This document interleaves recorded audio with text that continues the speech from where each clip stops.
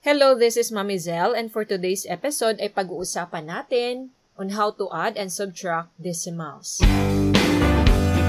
So how to add the decimal numbers? We have given here, find the sum. So we have 8.36 plus 2.345. So the rule in adding decimal number is, you need to align the decimal points of the addends and find the sum. So, saan dyan ang addends? Ang addends natin ay ang 8.36 at 2.345. Para madaling ma-add, mas mabuti kong isulat siya into a column form. So, here's our solution.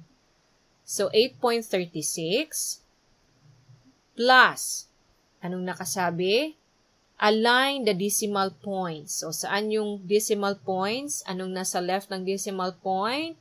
Ay yung 2.345. Okay?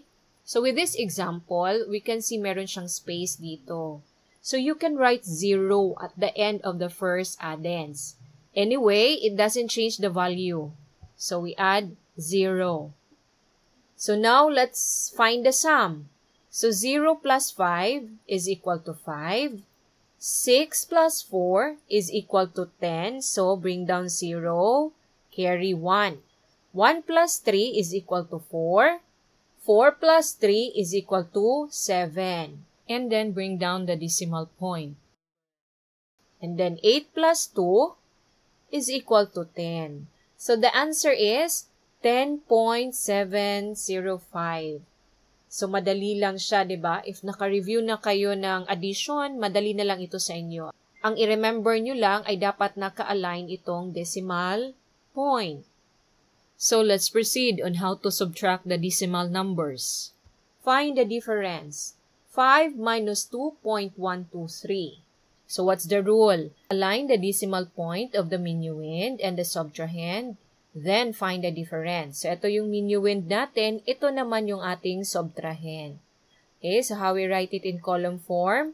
Here's our solution. So, 5. So, as you notice, ang ating subtrahend ay merong tatlong number. 1, 2, 3.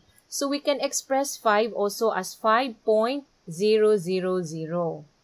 Minus, so we align the decimal point. So, minus 2.123 is equal to, so let's now find the difference. Note that the difference is the answer of subtraction. Okay, mag-subtract na tayo. So, 0 minus 3 cannot be kasi walang value ang 0. So, ang gagawin natin, let's borrow from the left place number. Okay, so 0 pa rin siya. So, wala tayong maborrow. Sa next number naman, 0 pa rin. So, walang maborrow. So, sa next number. Now, pwede na tayong makaborrow. So, ang 5 will be minus 1. So, it will become 4 now. So, since nag-borrow tayo, itong next na 0 ay magiging 9. So, the other 0 will become 9. And the last 0 will become 10. Okay, so 10 minus 3 is equal to 7.